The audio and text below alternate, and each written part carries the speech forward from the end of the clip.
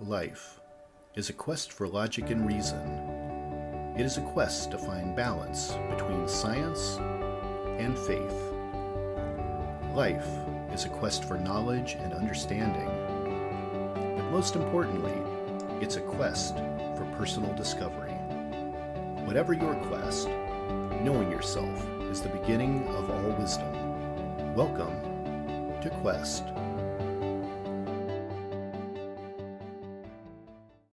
Hi, Father Dan. It's great to talk to you again. I know it's been too long. Normally, my normal introduction is welcome back to the Quest podcast, but today we're doing a special episode, which I was trying to think if we've ever done this before. I think we might have done one episode that aired on both Quest and on Karate Priest, but we're doing one tonight that is going to be a Quest episode and a Karate Priest episode. So that's what we're doing. Yeah, I think we did one for Quest and Karate Priest, and that was a while back, but great to be back. Yeah, we're back because, we have a particularly newsworthy and sad event.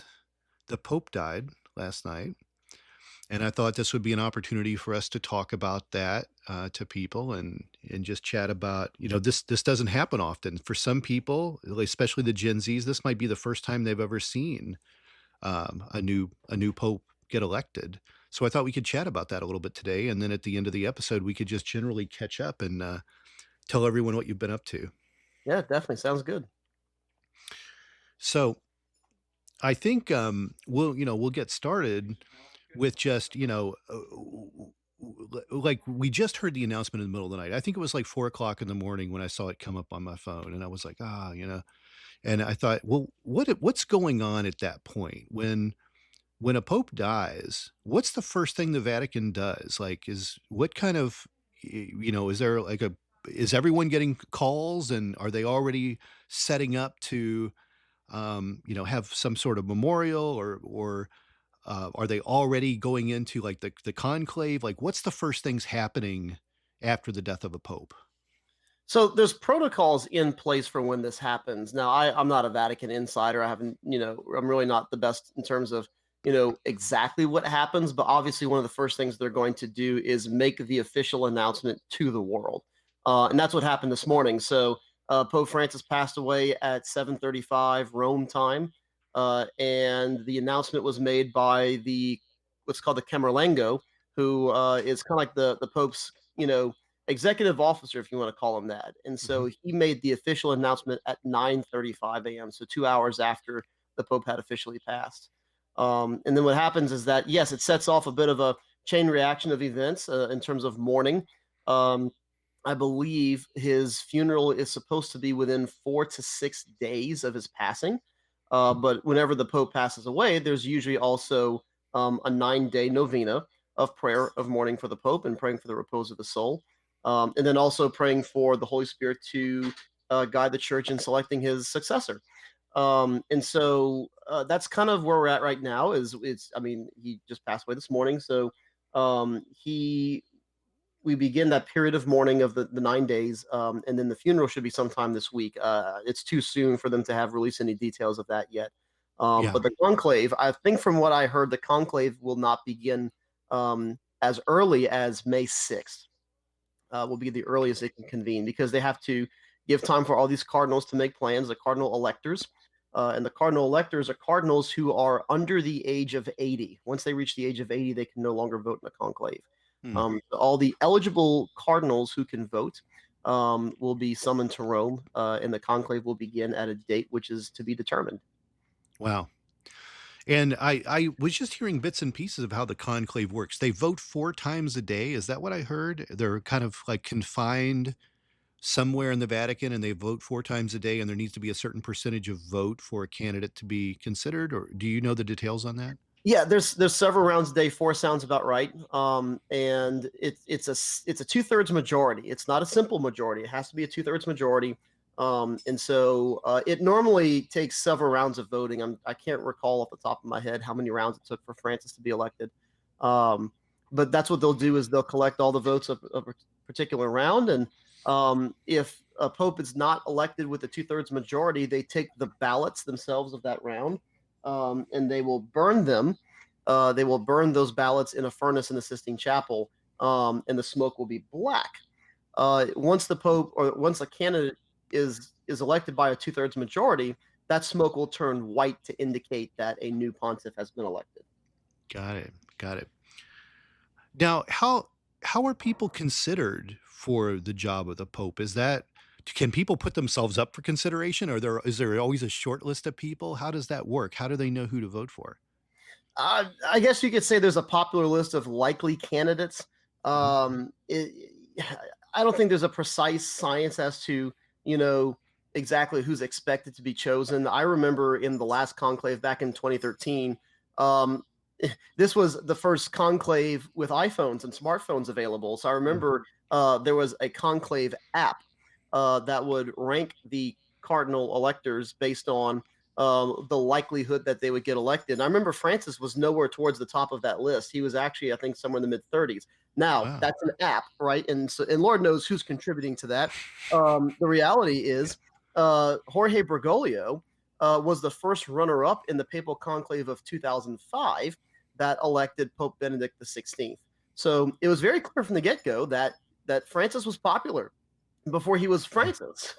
so Wow. so sometimes you don't know. I mean, of course, we're seeing articles now of people speculating who might be the next pope and who are the likely candidates. So yeah, it'll be interesting to see exactly what happens. But at this point, technically any male who is able to be ordained a bishop, and I think the threshold age is like 30 or 35 or something at least, um, is eligible, but usually they're elected from the College of Cardinals. I think that a cardinal has been elected pope since at least the 14th century. Wow. Wow. Well, it's interesting, and certainly I think there's a lot more public interest in this from pop culture these days because of the Peacock miniseries Conclave that, like, got all kinds of critical acclaim. Now, probably not a very realistic version of what's really happening in the conclave, but, uh but I think it has the attention of people now, maybe a little bit more because of something like that. Is that fair to say? I haven't seen Conclave. From the reviews I heard, I would prefer not to watch it. Um, Yeah. but I'm sure there's some details that are correct. Mm. And yeah, I mean, conclaves tend to draw a lot of people's attention. I think of the Dan Brown movie Angels and Demons, which was about a Mhm. conclave, and so there always seems to be interest around this because we're talking about the choosing of the leader of the largest single religious institution on the face of the earth. Yeah. A religious institution that isn't just a religious institution, also has its own nation state, has its own political system. So this is huge. We're talking about, the spiritual leader whom other world leaders travel to come see. I think King Charles III was planning to come see Pope Francis in the Vatican, and was postponing his visit because of the Pope's health concerns. And so, yeah, this is a big deal. Absolutely, absolutely. Did you ever meet Pope Francis? No, I never got to. I've never been to Rome, and that's usually where most people get to meet him because he is traveling a lot. But to get like a kind of like a face-to-face meeting with him, normally one has to go to Rome for that. Yeah. Well, he did the tour in America. I wasn't sure if maybe, like, you were ever around when he was touring America, but, I I was in the imagine that's seminary a at that time. It was hard for us to get away, so we were sure. practically living under rocks. Right, right. Now, when you mentioned, kind of what's gonna happen in these next few days, how will we see any difference in, like, what a Sunday church service is like? Is there gonna be anything in addition or new added to those days? There's going to be some additions and some subtractions. Mhm. So the additions are usually special prayer intentions for the Holy Father. So in the prayers of the faithful, that usually happen after the gospel reading and after the creed on Sundays. We have what's called the universal prayer or the prayer of the faithful. And that's where you'll probably have a special intention for the Holy Father. That'll be added there. The subtraction is during the Eucharistic prayer, there's a portion in the anamnesis after the consecration where it usually has the priest pray for the current pope as well as the bishop of the place where he's celebrating that mass. So like when I celebrate mass on a military installation, normally the last couple of years I would say Francis our pope and Timothy our bishop. Hmm. And so since we are sede vacante now, meaning empty chair, we do not say the phrase Francis our Pope because we currently don't have a Pope. So that Ah, phrase now will be together with Timothy our Bishop is what it goes straight to. Now, my home diocese in home of Thibodaux, Louisiana, the diocese itself is sede vacante. We currently do not have a bishop in my home diocese. So it's a double sede vacante back home. And so for that part of the Eucharistic prayer, we skip the naming of the Pope and the Bishop altogether because we have neither at the moment. wow. Wow. Yeah, because in your home in your hometown, your bishop went to Louisville, right? Correct. Yes, Yeah. and then his successor we had for about a year, actually less than a year, and he Hmm. passed away very tragically from a medical procedure. Oh, wow. Well, I didn't even know that. We haven't caught Oh, up yeah. in so It's long. been a I while didn't since even we know about caught that. up. Yeah, yeah. So, Wow. yeah, that was Bishop Mario Dorsonville, and had the Mm. pleasure of getting to serve as the caretaker of the cathedral for his installation. And then I left to go to active duty, and then last January he passed away from complications due to liver failure. Mm. Wow. Um, what do you think the legacy of Pope Francis will be? What do you essentially serving under him for so long now? Like, what have been the takeaways for you? How has this Pope been special to you? So, I mean, shoot, I was a freshman in college when Pope Francis was elected, and I distinctly remember being a band librarian at McNeese State University and having the live stream of the conclave on the computer and being at work and just staring at the screen and copying music, waiting for a signal of white or black smoke, and then all of a sudden I see the white smoke, and then I had a wind symphony rehearsal immediately afterwards. So I distinctly remember from the get go, and that was the semester I was applying for seminary. So Mm. Francis was the Pope for my entire time in seminary, and then my entire priesthood so far. Um, so for me, like his whole pontificate is what really formed my seminary formation and my priestly formation. So what he did for me, and I think for most of the world, was just being a priest of humility. Just he broke a lot of protocols that were standard, not anything that was breaking barriers or things like that, but simply it was mostly to do with the simplicity of his person. Not wearing the traditional red shoes that the Pope normally wears, not wearing the usual pontifical crucifix that the Pope would wear. So things like that. He wanted to make things simple again, but simply also to get the church out to the margins. He talks so much about marginalized people, so people like migrants, people who identify as LGBTQ, and how to minister to them, how to get them back into the fold. Especially those who are struggling with their identity and struggling with their sense of God. And so, trying to build bridge to reconnect people who perhaps have been marginalized, and call them to conversion, call them back into the church. Mhm. Certainly, I think a big word in his pontificate was mercy, and he was very much a merciful person, because mercy is oftentimes what breaks the hardness of people's hearts. So, if I had to summarize his Yeah. pontificate, that's what it would be. Wow. No, that's really special. That's beautiful what you said there. Yeah.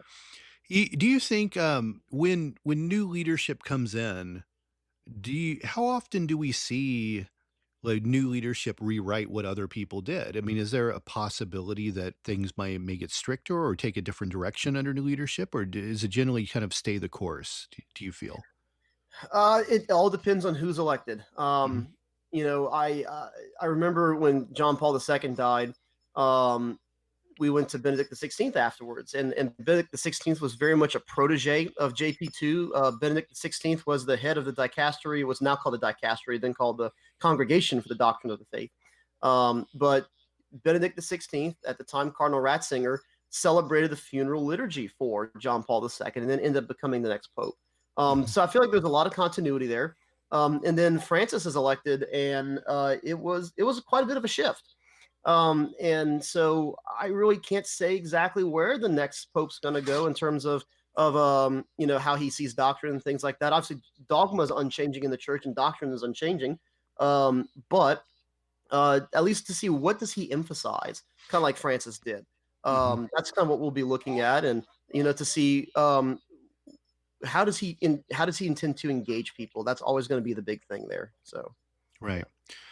And Francis was the first Latin pope in like a number of years, right? And maybe He do, was do, the first pope from Latin America. the first. Okay, the first. Wow.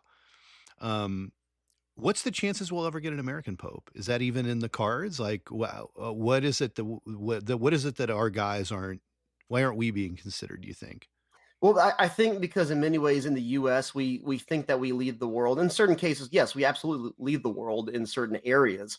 Mm, I think what happens is that because the church is universal and by and large, I think a lot of time the American mindset tends to be one that sees very much inside and not so much outside.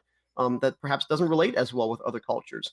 mhm. Um, and so I really think I highly doubt that the next pope will be an American pope.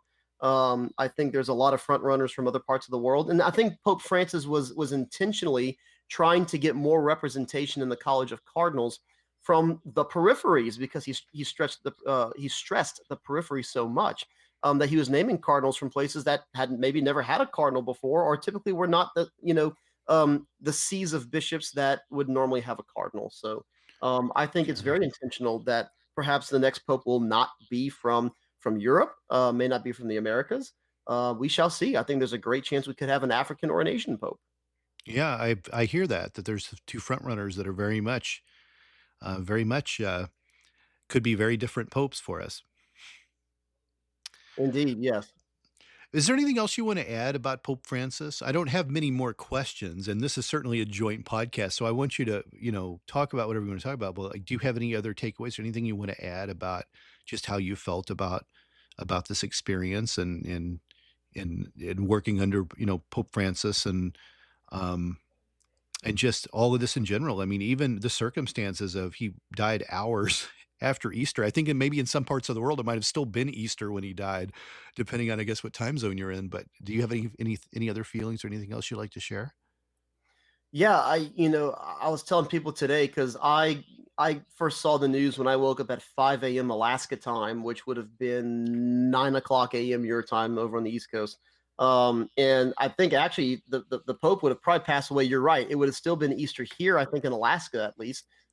Because next thing I know, when I woke up, I had a message from a friend of mine who's been deployed in the East, and it was midnight my time, and he had already sent me a link to an article that the Pope had passed. And so, yeah, you're right. To me, what's striking was the fact that Pope Francis literally worked till the day he died. He did. I mean, think of it. He gave his last Orbi et Orbi blessing. So for the world and for the city of Rome, blessing yesterday for Easter. It met with Vice President Vance yesterday for Easter, and then the next day he passes. And so it's amazing the fact that he was out and about making his last public appearances right up until he died. And I think that just characterizes who he was. Someone who was Yeah. going to push past whatever pain he was in, simply to encounter people where they need to be encountered and do what was always best for the church. But I Yeah. will always remember him as a very simple and humble man, um, who certainly, I think was a pope we needed for our times. And again, to really just kind of break the hardness of hearts. Culture's changing, and I find in today's day and age, especially with social media, which was something that really kind of came about under Benedict's pontificate, really started to flourish under Benedict's pontificate. That with the way in which we engage with one another certainly required the breaking of the hardness of hearts, and I think he did that so well. Yeah. Yeah. No, that's beautifully said. I really appreciate you sharing that. Um, so we have many weeks to follow what's going to happen here. So maybe Yeah, we'll have another special episode after we have a new pope, and we can talk about that.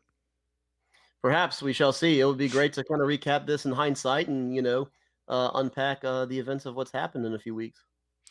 We haven't talked in many months. We haven't had a podcast episode in probably easily a year. I know you were Oh, on my mine for last sure. Yeah, yeah. yeah, I I know think you were on my last season 6. I think you did show up, on that, but you haven't been on season 7 yet, and I had been wanting to invite you for season 7. I'm only about halfway through it, and then this came up, so I'm like, "Well, why not go ahead and invite Father Dan to come on and we'll chat about this. But I wanted to just kind of update the fans, the listeners and whatnot about just what you've been up to because you've been such a regular guest. And we haven't had any karate priests in a long time. We've been season 2 ended and you went active duty and we haven't done one.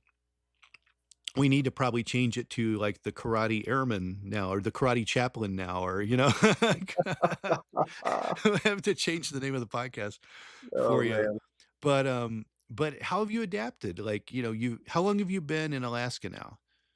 Yeah, I've been in Alaska for just over a year and a half now. So let's see, it was mid-February, made a year and a half, and so we're at what 20 months now of So my you're time. totally used to the snow now because you had never seen it before when you Yeah, pretty much. I mean, it's gotten to the point where anytime it does snow, it's like, okay, this is getting kind of old. This winter, surprisingly, was far more mild compared to last winter. My first winter up here was insane. I think we were less than 2 inches away from breaking the all-time snow record for Anchorage. Um, it was something wild like that. I remember we had a giant snowpocalypse Veterans Day weekend, my first winter up here, where I had to basically dig a trench out my front door to get to my driveway and the sidewalk. It was absolutely, and then this winter it was Wow. hardly anything. It was it polar opposites, and so yeah, it's definitely having adjusted to that.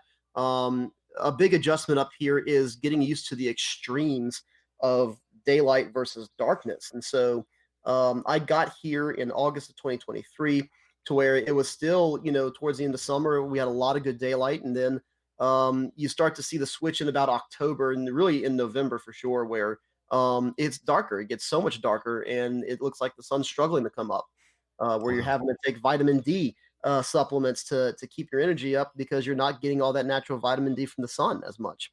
Hmm. And then in the summer, we're getting to this point now where the sunrise is at like 6:30 in the morning and it doesn't start setting until 9:30 at night. So Wow. I just had my Easter vigil up here this past Saturday, and typically we'll start it at about 8 o'clock in the evening because you don't want it to be too late for your families, and at the same time, it can't be too early.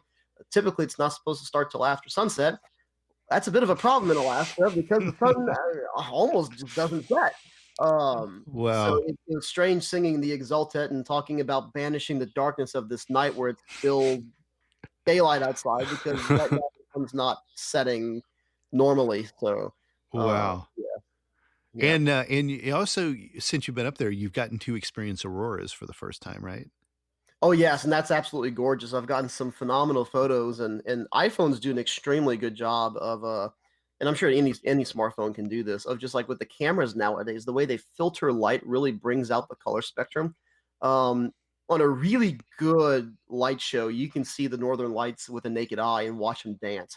But the phones can really bring out the color spectrum in a way that the naked eye just can't. Wow. So pretty much exactly the opposite of how and where you lived in Louisiana. Pretty much, I would say. Oh, absolutely. I mean, Louisiana was so flat, and we live up against the mountains here in Alaska, and I do a lot of hiking and skiing with friends. Skiing, I just got into. That was a bit of a disaster this winter. I'm not used to skiing, but we will make that adjustment. So, yeah, the Did, activities are so much different. Ice skating, skiing, tried did both of did I those. see you sliding down a glacier one time? I can't remember if that was you. Yeah, so there's the Matanuska Glacier, about a 2-hour drive from here, and I've been there twice actually for some resiliency events on the base, and so and that's amazing because both times I went, the tour's not the same because the glacier is constantly shifting, and in a year's time, the face of the glacier is not going to be the same as it was a year before. Hmm. So it's amazing to go hike in the crevasses in the glacier and to see the different formations, and yeah, it's such a great natural beauty up here. And it's a really just adventurous place. Anybody should put this on their bucket list for sure. Do you miss Louisiana? I do. I specifically miss the food in my family and friends. I think Cajun food is something that I get the craving for every once in a while, and thankfully, up here in Anchorage, there's two Cajun food trucks that come on the base pretty regularly, and they both know me by name at this point because You're a regular anytime I customer. see them, oh yeah, anytime I see them, you know, I'd definitely stop and get me a bowl of gumbo, and their gumbo is actually phenomenal, for being 4,000 miles away from home. So yeah, it's pretty darn Wow. good. Well, Yeah. what is the best cuisine in Alaska? What are you finding that's, like, very uniquely Alaska that you like to eat? The fish for sure. I mean, the salmon is incredible, and there's so many ways that people cook it up here and prepare it. Halibut has been amazing too. I've had a halibut po' boy. I've had halibut and chips. A particular delicacy up here of the halibut is the halibut cheeks, and it's exactly what it sounds like. There's a fillet right inside the cheek of a halibut that you can harvest, and they make like a medallion out of it, and they serve that as a protein at some fine dining restaurants up here, and so that was pretty good too. It's a very fine fillet. Wow. What is your day-to-day like? Like, how is being a priest on a military base different than being in your home church? What's the same or what's different about it? So, what's the same about I'll start with that. The same is that I'm, running a Catholic parish, just like any priest normally would. And so I have my mass schedule, my confession schedule, all my sacraments, things like that. Where things get different is the fact that I'm really dual-hatted because I'm a priest, but I'm also a staff officer. And so I have officer responsibilities, so generic chaplain responsibilities. So I'm loaned out as chaplain to the wing staff agencies.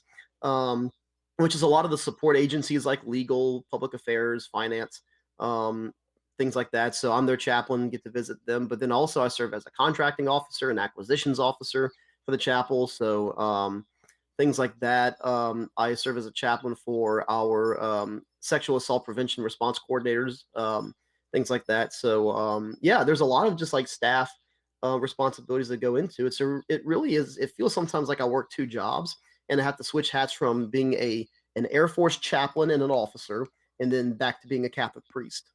Yeah. Well, there is one job we haven't mentioned that we have to catch everyone up on, and that is the karate priest part of this. So you've received like several more accolades and awards and Yeah. belts and gold medals and all like whatever they give you in karate. You've gotten more stuff. So tell everyone where that journey is at for you in in your world of karate. Yeah, for sure. So when I got up here to Alaska, it kind of came on my own to take over my own training. And so I started teaching a few airmen here in the base. And so I have about a half dozen students that will get together twice a week and we'll train. And we have uniforms, belts, we buy all their gear and stuff. And so we have a functional class and uh so that's that. So we've been training and then back in August, I received a surprise promotion to fifth degree black belt since I was eligible to get my fourth degree caught up in the Kukiwan World Taekwondo headquarters. And what some organizations will do is they'll take your Kukiwan, which is so valuable that they'll take your Kwan rank. So I've been Judo Kwan, and they'll give you one higher. And so I was able to get my fifth degree in my Kwan rank, and that was a bit of a surprise. Where they said, "Yeah, we looked at your training resume, we looked at your certificates. You're due for your fourth degree in Kukiwan, and so we're going to get that up to date. And since we're going to do that, we're going to promote you to fifth degree in the Kwan." So, that was a surprise promotion. And then after that, um, I competed recently about a month ago in the Alaska State Taekwondo Championship for USA Taekwondo Circuit and competed in the men's world class under 40 recognized forms division. Now, I was the only one in my division, but this is not an easy tournament to get into. You have to actually be registered either through a USA Taekwondo school or you do like what I did and you compete unaffiliated. And since I'm a life member of USA Taekwondo, as a paid member, I can still participate unaffiliated. And I was the only one in my division, and I was able to do my forms well enough to where I didn't get penalized, enough, and didn't get disqualified. Where I came away with the gold medal, and now have a bid to nationals. Wow. Wow. And where's nationals at? This year nationals are in Ontario, California, so I got to look at my leave schedule, my Hmm. work schedule, and see if I can coordinate those two, and maybe make a trip down there and shoot my shot. Wow, that's great. Congratulations on that, Father Dan. Oh, for sure. Thank you. There's always pictures and things going up, and it's always you getting awarded a new medal, and I'm like, are they gonna run out? Like, 5th degree black belt? Is there a 6th? Like, how many what are you gonna be, a 10th degree black belt one day? Realistically, it goes up to 9, and I know What the 10th degree is usually only, given for, like, the heads of a quan, mm, and so it's more of an honorary thing, but realistically, 9th degree is the highest you could really earn, wow. but that's years away from now, so, yeah, but it's yeah, the journey I'm always, just humbled and surprised by, the journey just doesn't stop, and there's always things to do and things of that nature, so yeah.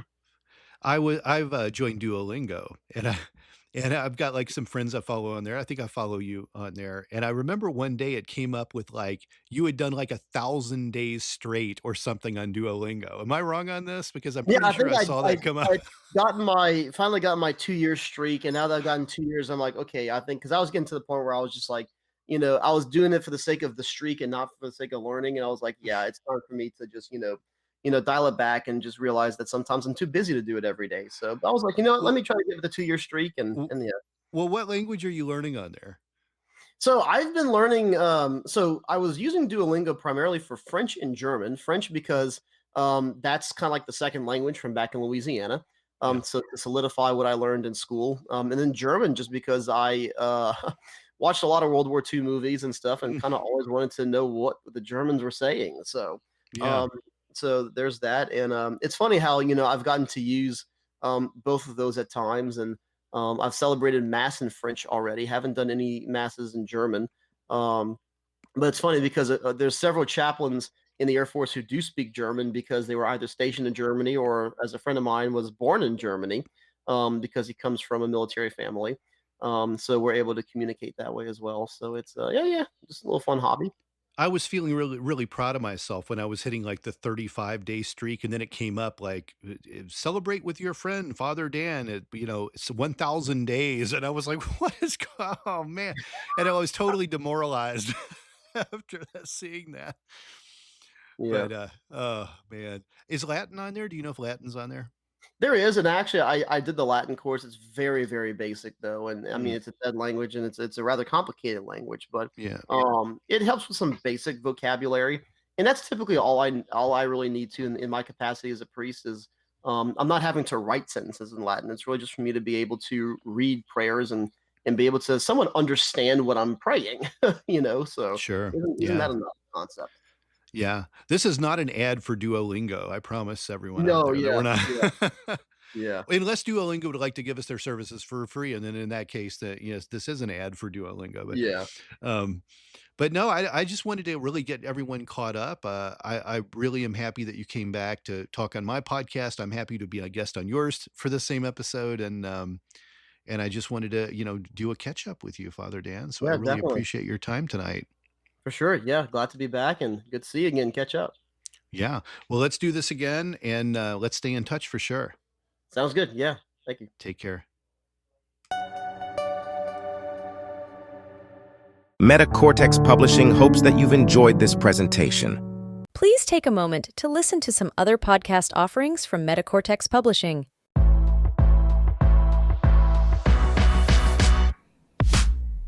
The Danceology podcast interviews the great masters of dance, the working professionals starring in today's most exciting shows, and the rising stars ready to amp up the craft. I'm your host, Edyta Slawenska from Dancing with the Stars. Join me as I dive into the world of dance, uncovering unique stories and the fascinating personalities of industry professionals on Danceology.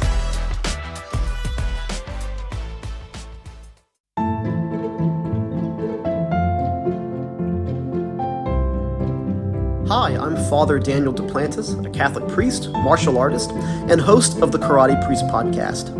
Have you ever wondered what the church teaches about different topics? Are you a martial arts enthusiast or just someone who wants to learn more about martial arts? I'd like to invite you to join me and many guests on my podcast as we cover topics of faith, everyday living, and martial arts on the Karate Priest podcast.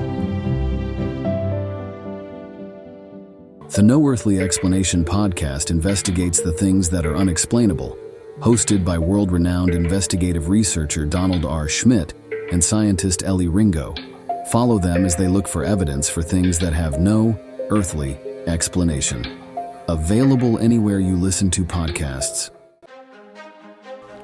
Every year, tennis players from around the world compete for excellence, triumphing against all odds to emerge the champions. I'm your host, Maddie Harrison. Join me as I get up close and personal with these dynamic individuals and find out what it takes to go for greatness. Let's go beyond the match.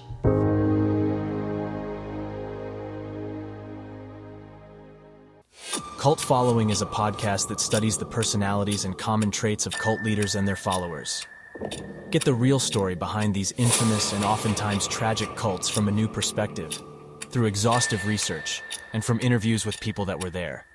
Available anywhere you listen to podcasts.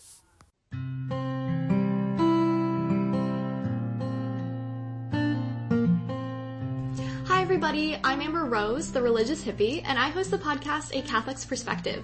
Join me every 2 weeks as I release episodes targeted towards helping young Catholics navigate their ever-changing secular world while staying strong in their faith.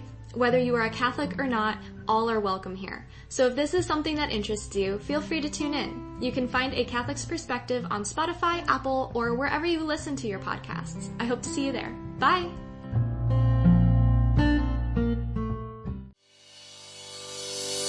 Thank you for listening to this podcast. Please be sure to rate and review this episode. This podcast is produced by Todd Fischer and Anthony Smith and is distributed by Metacortex Publishing. This podcast is copyright. Any previously trademarked or copyright content is used by permission. Information and opinions stated in this podcast should not be construed as medical advice. Please be sure to visit the official website for Metacortex Publishing at metacortexpublishing.com or find us on social media for other unique content.